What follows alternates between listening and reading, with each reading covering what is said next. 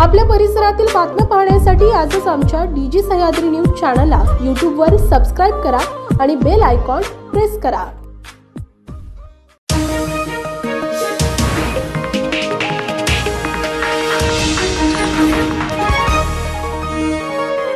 डीजी Sahyadri news, आवाज लोकशाहीचा।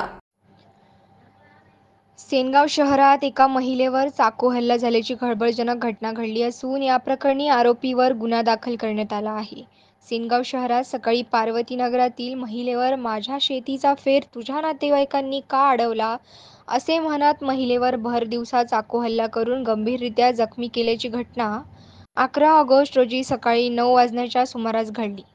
शहरातील पार्वती नगरात राहणाऱ्या उर्मिला ज्ञानेश्वर काळे वय 25 वर्ष, राहणार होलगिरा, तालुका सेनगाव, पार्वती नगर सेनगाव येथील रहिवासी महिला आपल्या किरायाच्या घरामध्ये बसली असता त्याच गावातील रहिवासी असलेला आरोपी नारायण सुभाष होडबे, राहणार होलगिरा यांनी महिलेवर चाकू हल्ला केला असून आरोपीवर गुन्हा दाखल करण्यात आला।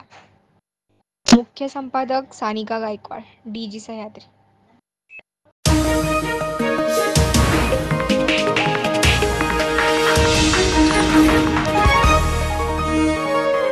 डीजी सह्याद्री न्यूज, आवाज लोकशाहीचा।